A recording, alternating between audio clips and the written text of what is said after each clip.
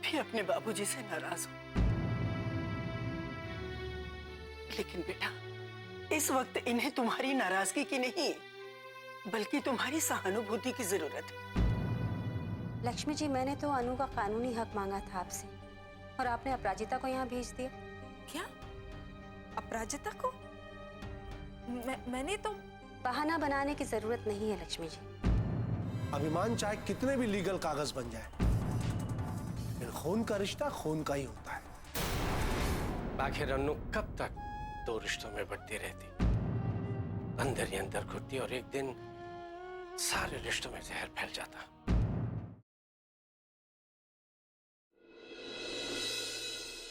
नारायण, तुमने इतना बड़ा फैसला ले लिया और मुझे बताया भी नहीं। मौका ही नहीं मिला माँ। और फिर आप बाबूजी को लेकर वैसे ही बहुत परेशान थे, इसलिए ये बातें बताकर मैं और परेशान नहीं करना चाहता था। लेकिन अचानक से अनु को कानूनन गोद देने का फैसला क्यों किया आपने?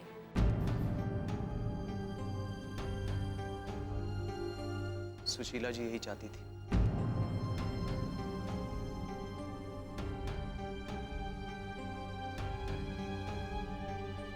और तुम क्या चाहते हो नारायण? मैं तो जब भी कुछ चाहता हूँ माँ, मुझे मिलता ही नहीं, इसलिए मैंने चाहना ही बंद कर दिया। अनु आपके साथ नहीं रहते तो क्या हुआ, है तो वो आपकी बेटी ही ना। लेकिन इस तरह से जानबूझकर आप उसे किसी और को कैसे सौंप सकते हैं? लेकिन अब हमारा उस पर कोई अधिकार नहीं कावेरी। जिन्होंने उसे पाला है, पोसा है, वही उसके सब कुछ है। मैं तुम्हारी बात समझती हूँ नारायण, मैं मानती हूँ उन लोगों ने अनु को पाला पोसा बड़ा किया, इतने प्यार से रखा। तुम्हारे बाबूजी का कहना सही है, तुम अपने निर्णय के बारे में एक बार फिर से सोच लो। मैं जानता हूँ माँ कि बाबूजी सही कह रहे थे, लेकिन ये निर्णय मेरा नहीं था, ये निर्णय लक्ष्मी का था। और अनु पर मुझसे ज्यादा हक लक्ष्मी का है। जब वही अपना निर्णय नहीं बदलना चाहती तो मैं क्या कर सकता हूँ? बेटा इतने सालों बाद अनु अभी तो हमें मिली है और अभी तुम उसे हमसे दूर करने की बात कर रहे हो।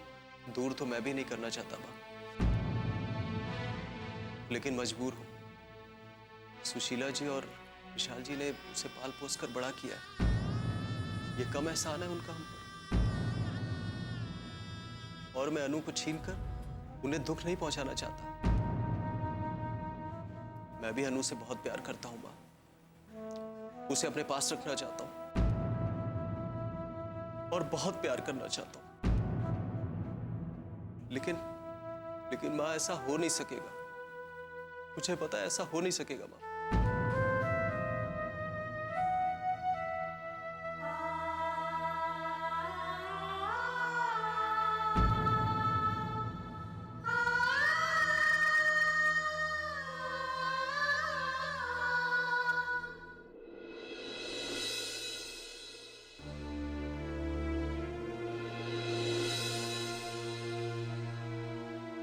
क्योंकि ये जानबूझकर हमारी माँ को दुख दे रही है, वो इन्हें सजा जरूर देगा। ये कभी चैन ना चलता। बस करो, कब से बकवास किए जा रही हो?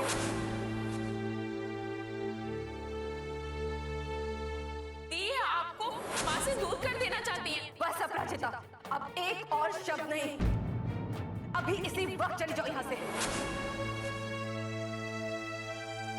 जो इंसान मेरे माँ पापा की इज्जत नहीं कर सकता, उसे मैं इस घर में एक पल बर्दाश्त नहीं करूंगी। चली जाओ यहाँ से।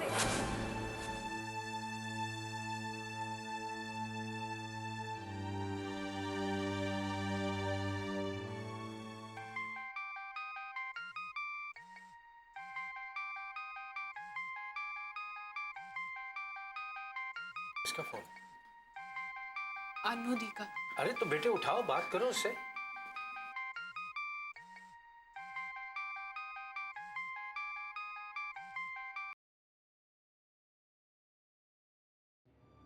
हेलो अपराजिता। हेलो दी। अपराजिता, मैंने तुमसे जो कुछ भी कहा वो मेरी मजबूरी थी। हो सके तो मुझे माफ कर देना।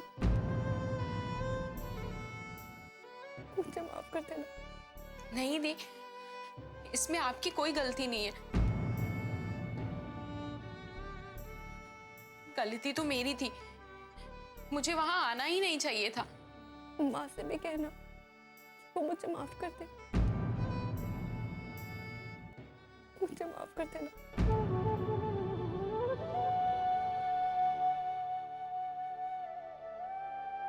दी,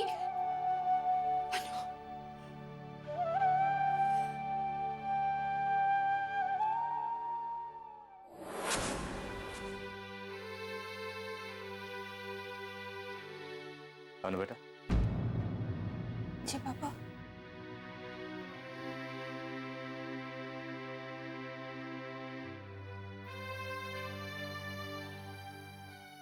बेटा मैं जानता हूं तुम बहुत उदास हो। सब कुछ इतना उलझ गया है। नहीं पापा, ये उलझने बस कुछ देर की है। कुछ समय बाद सब सुलझ जाएगा, ये रिश्ते भी और हालात भी। बिन बिटिया आंगन सोना।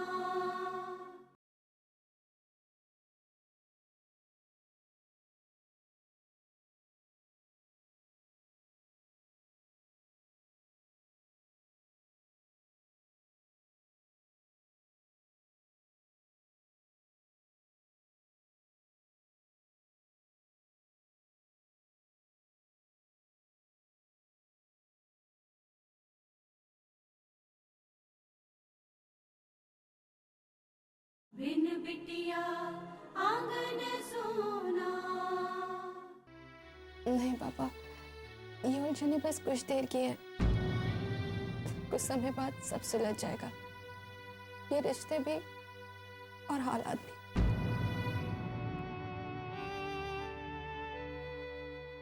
क्या हुआ पापा? देख रहा हूं मेरी बेटी कितनी सयानी हो गई, कितनी बड़ी बड़ी बातें करती है। सियाने पापा की सियानी बेटी जो हूँ। अनु बेटा, जी पापा। एक बात कहूं? बेटा तुम पर कोई दबाव नहीं है। बेटा तुम जैसा चाहोगी वैसा ही होगी। जरूरी नहीं है कि सुशीला हर बार जैसा चाहे वैसा ही हो।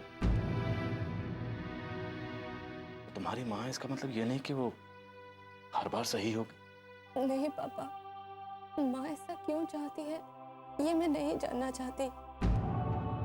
उनके दिमाग में ये बात क्यों आई, कहां से आई, ये भी मैं नहीं जानना चाहती। मैं बस इतना चाहती हूँ कि माँ खुश रहे, उनके मन से ये डर निकल जाए कि मुझे उनसे कुछ छीनना चाहता है। बेटा ये डर बेकार है, कोई नहीं छीनना तुम्हें। मैं जानती हूँ पापा, लेकिन डर तो डर है ना। लेकिन बेटा सिर्फ सुशीला के डर को दूर करने के लिए तुम इतना बड़ा फैसला ले रही हो? नहीं पापा, मैं बस वो चाहती हूँ जो माँ चाहती है। उनकी खुशी से बढ़कर मेरे लिए और कुछ भी नहीं है। मैं उन्हें इस तरह घुट घुट कर जीते हुए नहीं देख सकती। उन्होंने बहुत किया है मेरे लिए, अब मेरी बारी है। मैं बस अपना फर्ज निभाना चाहती हूँ पापा, बस। लेकिन बेटा। पापा आप बिल्कुल परेशान मत होइए और इस बात का बोझ अपने मन पर बिल्कुल मत रखिएगा कि मैं ये सब मजबूरी में कर रही हूँ। हाँ, इस बात का दुख जरूर है कि मैं सबको खुश देखना चाहती थी, पर ऐसा हो नहीं सका। और होता भी कैसे, सबको एक साथ खुशियां मिले, ऐसा तो नहीं हो सकता ना पापा। किसी एक के हिस्से में खुशी आती है तो दूसरे के हिस्से में दुख ही आता है। यही तो जिंदगी है ना पापा। हाँ बेटा, इसी का नाम जिंदगी है।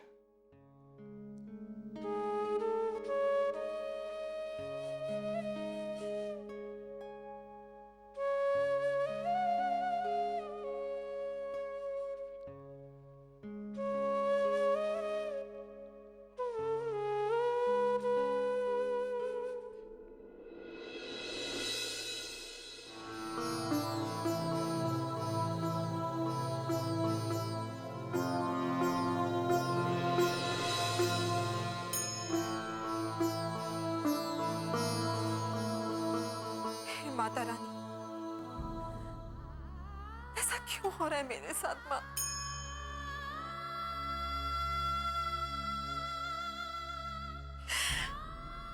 आखिर मैंने ऐसा कौन सा गुनाह किया है जिसकी आप मुझे इतनी बड़ी सजा दे रही हैं?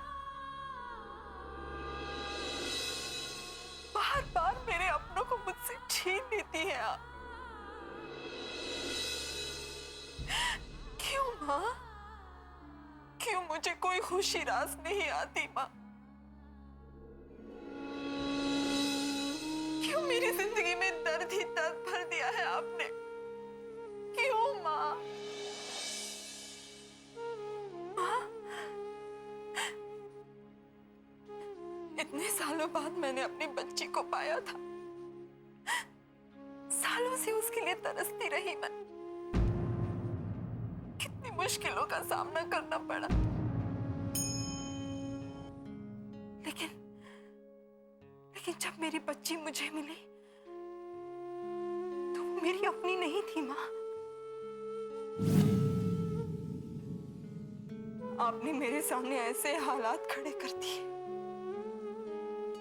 कि मुझे उसे किसी और को सौंपना पड़ा। लेकिन फिर भी माँ, फिर भी आपको चैन नहीं मिला और आपने मुझे मेरी बच्ची से दूर करने की ठान ली। क्यों माँ? क्यों?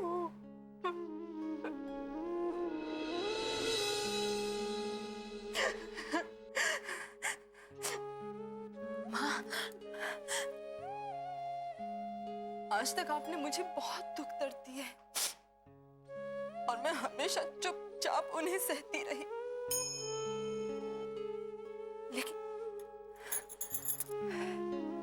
लेकिन कोई बात नहीं है माँ। जीवन भर आपके दिए हुए दुख सहे हैं मैंने, लेकिन किसी से अपने दुखड़े नहीं कहे, किसी को अपना दर्द नहीं बताया और अभी नहीं बताऊंगी।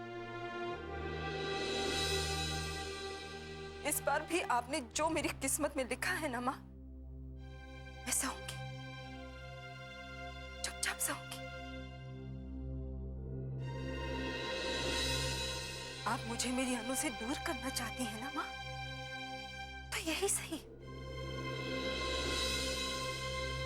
मेरी खुशी आपके लिए कोई मायने नहीं रखती है माँ, लेकिन आपकी खुशी मेरे लिए बहुत महत्व रखती है। और आज आपकी खुशी के लिए मैं अपनी बेटी का त्याग करती हूँ माँ। बिन बिटिया आंगन सोना।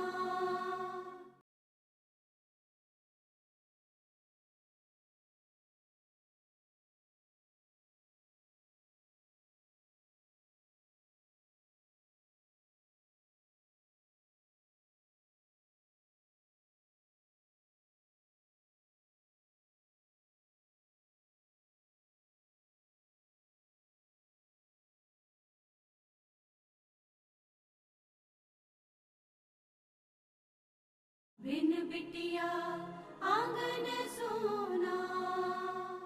मेरी खुशी आपके लिए कोई मायने नहीं रखती है माँ, लेकिन आपकी खुशी मेरे लिए बहुत महत्व रखती है। और आज आपकी खुशी के लिए मैं अपनी बेटी का त्याग करती हूँ माँ।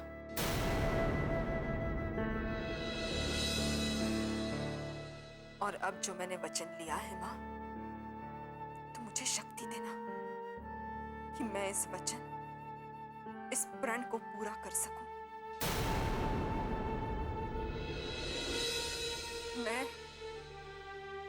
मैं अपने आंसू पी सकूं, मैं अपने दिल को पत्थर का बना सकूं, ताकि अपनी ममता से मजबूर ना होकर मैं अपना कर्तव्य निभा सकूं।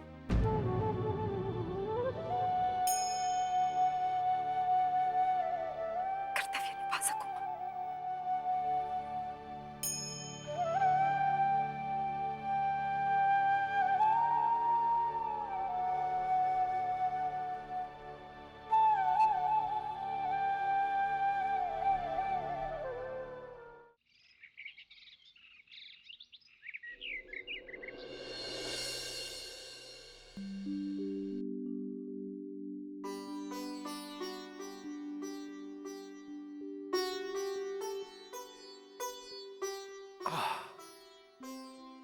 नारायण कहाँ है? नारायण नाश्ता करने ऊपर गया है। 12 बजे तक उसे कचहरी भी पहुंचना है ना। तो आखिर उसने अपना फैसला नहीं बदला ना? आप ये सब मत सोचिए ठाकुर साहब। नियति को कौन बदल सकता है? अनु ने हमारे खानदान में जन्म जरूर लिया है, लेकिन उसे पाला पोसा तो विशाल जी ने ही है। शायद वो उन्हीं के लिए इस दुनिया में आई है।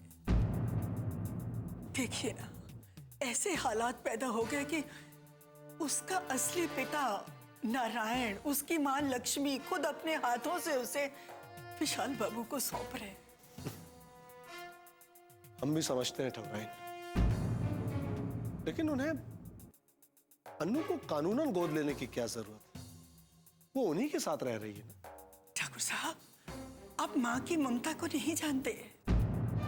माँ की ममता होती ही ऐसी है, वो किसी के साथ अपनी ममता को नहीं बांट सकती।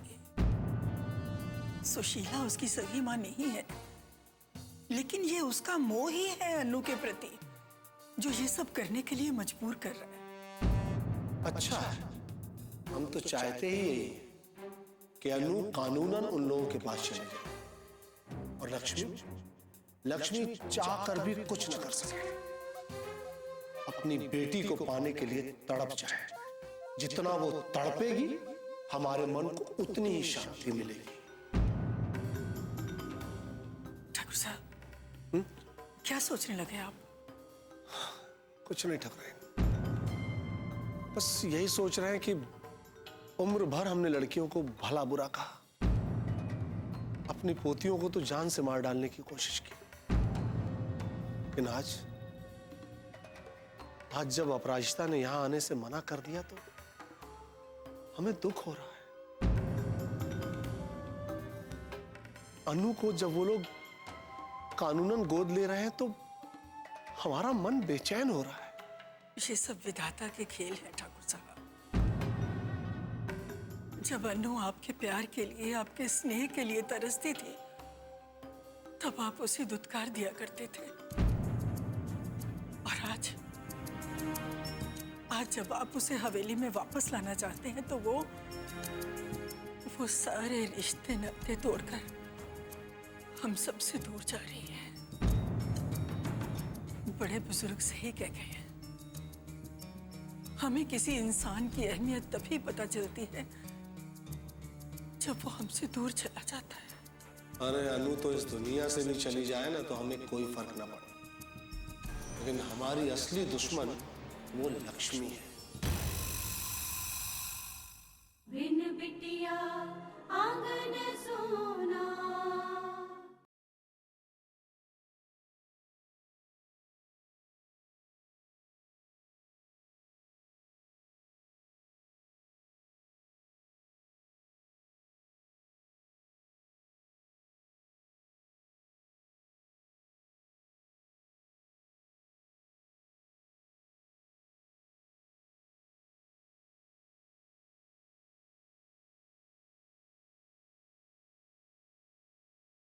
बिन बिटिया आंगन सोना।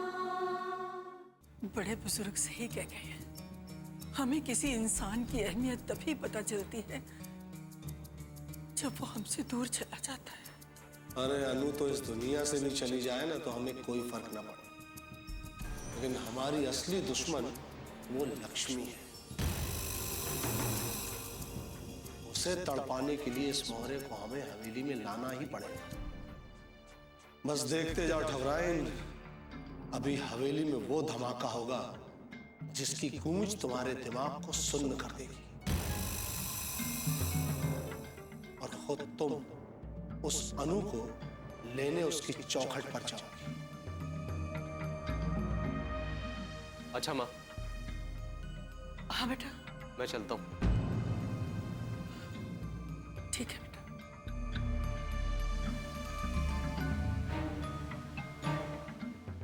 ये तो जा रहा है, अगर जरा से भी चूक हो गई तो नारायण यहां से निकल जाएगा। नारायण के निकलने से पहले ही इस घटना का होना बहुत जरूरी है।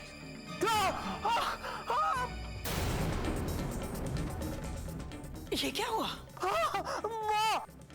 अभिमान,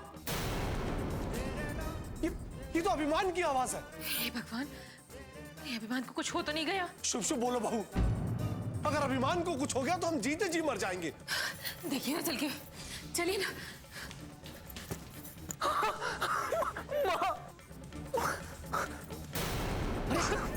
अभिमान, ये क्या हुआ अभिमान? तो देख ले तो। नहीं, अरे क्या हुआ हमारे अभिमान को? अभिमान को क्या हुआ? हे भगवान, हे भगवान, जो सजा देनी है हमें दे दो, हमारे परिवार को बख्श दो, हमारे परिवार को बख्श दो भगवान। ये क्या हुआ अभिमान? कैसे हुआ बेटा? डॉक्टर को बुलाइए जल्दी से। हम, अरे लिटाओ दो सही पहले। अरे डॉक्टर को फोन करिए ना। हाँ कर दो। ठीक हो जाएगा अभिमान। जाइए जल्दी डॉक्टर को बुलाइए। मैं बुला रहा हूँ। डॉक्टर साहब, हाँ मैं नारायण बोल रहा हूँ। जी आप जल्दी से घर आ जाइए।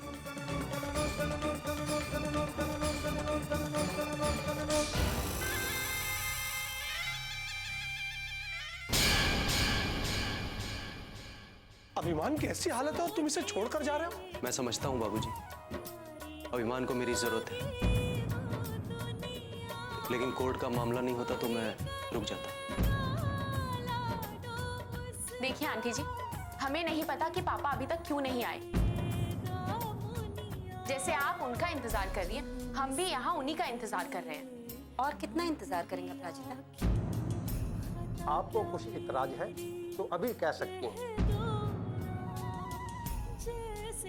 नहीं जज साहब, मुझे इस बात से कोई एतराज नहीं।